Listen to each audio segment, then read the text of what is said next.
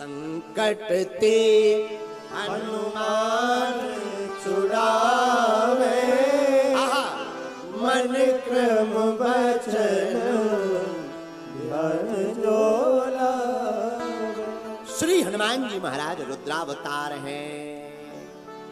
एक बात है, अंदर जो होगा वही बाहर निकलेगा। ऐसे समझो, हम लोग मूली के पराठे खाएं, डकार किसकी आती है? बोलो बोलो। भयंकर मूली खा ली जाए, खूब ज्यादा प्लेट में, नाश्ते में मूली, पराठे में मूली, सलाद में मूली, फिर बगल में बैठोगे, बगल वाले क्यों मूली खाई क्या है? बताना नहीं पड़ेगा, अपने आप पता चले। बोलो हाँ जी या ना जी, जोर से बोलो, हाँ जी या ना जी। उसी प्रकार हमारे स्वभाव में, हमारे मन में अगर हनुमान जी की कथा और हनुमान जी की भक्ति बैठेगी तो हमारे अंदर से हनुमान जी के वचनामृत ही निकलेंगे।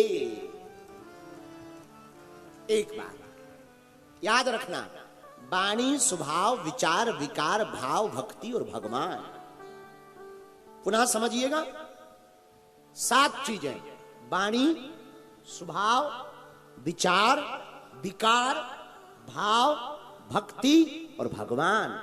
ये 7 अंदर ही है, लेकिन जिसका भाव मनन ज्यादा करोगे वही बाहर निकलेगा।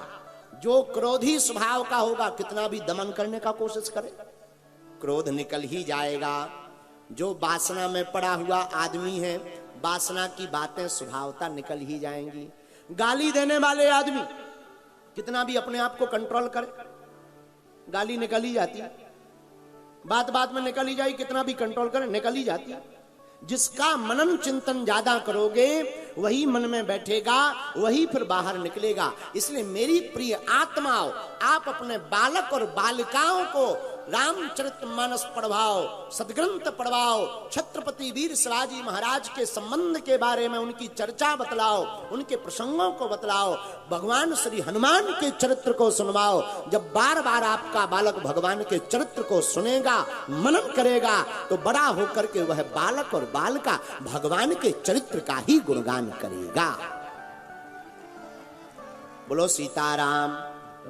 अच्छा, ऐसे समझ में नहीं आएगा, जो अंदर है वही बाहर निकलेगा, ऐसे समझो। एक आदमी संभाजी नगर का था, नाम चंगीलाल, यहीं रहता संभाजी नगर में। उसके पास मुंबई से एक अमीर आदमी रिश्तेदार आने थे। वो अमीर आदमी था, चंगीलाल का काम था अमीर आदमी से कुछ बात बनवानी थी। उसने सोचा स्वागत बढ़िया करेंगे, ये प्रसन्न हो जाएंगे, हमारा काम कर देंगे। लेकिन एक दिक्कत थी। क्या? जो अमीर आदमी आने वाले थे उनकी नाक बड़ी थी, नाक बड़ी थी, थोड़ा 2-3 इंच ऊपर, थोड़ा सा चौड़ाई में भी। अब वो दंपति चंगीलाल परेशान, पत्नी भी परेशान। पत्नी का नाम मुन्नी बाई। मुन्नी बाई ने कहा क्यों परेशान हो? पति ने कहा कि वो अमीर आदमी आ रहे हैं, घर पर आएंगे, उनकी नाक बड़ी है, कहीं ऐसा ना हो अपना बेटा बहुत खतरनाक है, बच्चे ही है पर वो बहुत खतरनाक है, कहीं कह दे तुम्हारी नाक, अंकल अंकल तुम्हारी नाक बहुत बड़ी है। और हमने सुना उनको नाक की बात कहने पे बहुत गुस्सा आता है, बुरा लग जाता है, कहीं अपना काम बिगड़ ना जाए। तो उन दोनों पति पत्नी ने अपने बेटे को 3 दिन समझाया, सुन बेटा, रिश्तेदार आएंगे, नाक मत देखना, नाक की तरफ मत देख लेना, और सुन, नाक की बात मत करना, वरना सुन बिस्तर गोल कर देंगे, खटिया खड़ी कर देंगे, मार मार हड्डी तोड़ देंगे। अब बेटा हैरान, रिश्तेदार आए नहीं पर 3 दिन से लगातार टॉर्चर, नाक मत देखना, नाक मत देखना, नाक मत देखना। अब सच में रिश्तेदार आ गए, वो अमीर आदमी आ गया। अमीर आदमी घर पर जैसे ही आया, बैठा, बालक भी छोटा सा तो था ही, 8 साल का, संभाजी नगर का बालक होते ही होशियार। बालक भी सामने खड़ा हो गया। माता पिता दोनों संकोच में अमीर आदमी का स्वागत करे, पानी लाइए, पानी लाइए, भोजन बनाइए, भोजन। लेकिन बेटा एक टुक लगा नाक देखने। अब 3 दिन से वही समझा रहा था। माता जी का दिमाग खराब कि हमने इसको 3 दिन समझाया, नाक मत देखना, और तो और वो पलक ना मिल के लगा नाक देखना, नाक देखना। अब मन ही मन माता जी को लगे, हे भगवान कहीं ये कुछ बोल ना दे, पलक तक नहीं मिलका रहा। अब मन में सोचे जाने दो मेहमान को, इसकी हम हड्डी गड्डी तोड़ देंगे, बहुत परेशान कर रखा है, दिमाग खराब कर रखा है। 3 दिन से समझा रहे नाक मत देखना, और बालक इतना खतरनाक, और हाथ ऐसे कर, अब और दिमाग खराब। 3 दिन से नाक नाक नाक। अब वही, अच्छा जो बात बार बार रोकी जाए वो प्राय होती है। भारत बड़ा अद्भुत देश है। भारत में खाली कमरे के बाहर एक बैनर टांग देना, अंदर झांकना मना है। आदमी वहीं झांकेगा, है क्या? कुछ लोग तो ये भी कहेंगे पैसा ले लो अंदर दिखा दो, है क्या? बालक 3 दिन से लगातार नाक दे के, माता पिता का दिमाग खराब। माता पिता बड़े डरे, कहीं बोल ना दे, बोल ना दे, बोल ना दे। भोजन हो गए, सब बातें हो गई, भोजन कर लिया अमीर आदमी ने, स्वागत बहुत अच्छे से हो गया। अब चाय बना करके, अंतिम चाय, माता पिता ने सोचा हे भगवान थोड़ी देर और निकल जाए, ये बेटा बोलना दे। बेटा फिर भी खड़ा दरवाजे पे, नाक ही देख रहा है एक टक। माता को मन ही मन गुस्सा, मन ही मन लगे क्या बोले। चाय लेकर के आई, अब माता जी बालक को देख करके मन ही मन गुस्सा में, तो भाई माता जी ने चाय का गिलास दिया और शक्कर लेकर के बोले एक बात बताओ, आपकी नाक में हम कितनी शक्कर डालें? वो भूल गई कि चाय में बोलना। अंदर ही अंदर नाक ही नाक का मंथन चल रहा था, तो चाय के कप की जगह बोली श्रीमान आपकी नाक में हम कितनी शक्कर डालें? लो हो गया गड़बड़। क्यों? जो अंदर होगा वही बाहर निकलेगा, जिसका आप मनन करोगे वही बाहर आएगा। इसलिए मेरे पागलों, अगर हम सद्विचार और हनुमान जी के चरित्र का बार बार चिंतन करेंगे, मनन करेंगे, तो हनुमान जी का चरित्र ही हमारे बाहर निकलेगा। इसलिए मेरे प्रिय आत्माओं, हमने हनुमान जी के चरित्र को चुना है कि हम बार बार हनुमान जी की कथा सुनाएंगे, तो बार बार चिंतन मनन श्री हनुमान जी का होगा, तो अंदर से बाहर हनुमान जी का चरित्र ही निकलेगा। और जब अंदर से बाहर हनुमान जी का चरित्र निकलेगा, तो भारत में रहने वाले लोगों का चित्र संभल जाएगा। इसलिए चौपाई पकड़ी है, संकट ते हनुमान छुड़ावे, मन क्रम बचन ध्यान जो लावे, मन क्रम वचन। प्रभु श्री राम के जीवन काल में 2 लोग बहुत विशेष हैं, एक लक्ष्मण जी, एक हनुमान जी। लक्ष्मण जी राम जी के साथ रहे, हनुमान जी राम जी का काज करते रहे। और लक्ष्मण जी किसके अवतार हैं? शेषावतार।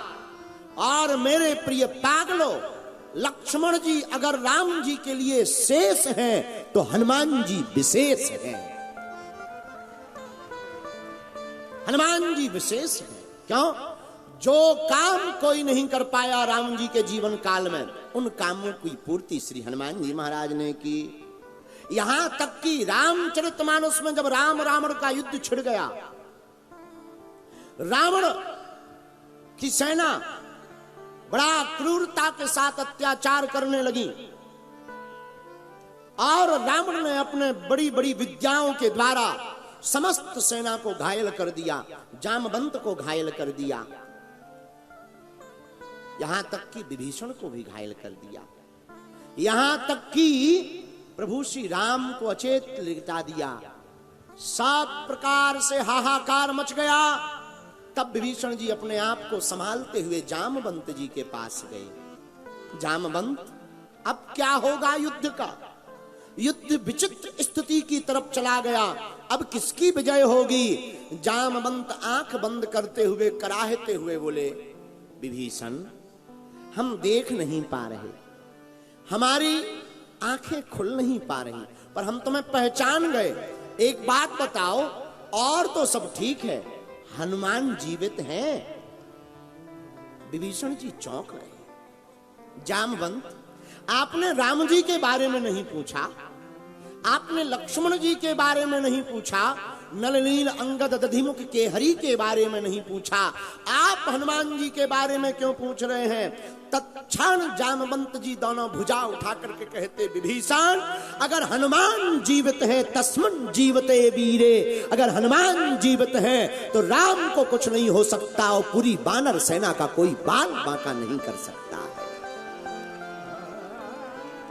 पूरी वानर सेना पुनः जीवित हो सकती, लेकिन केवल हनुमान जीवित रहे।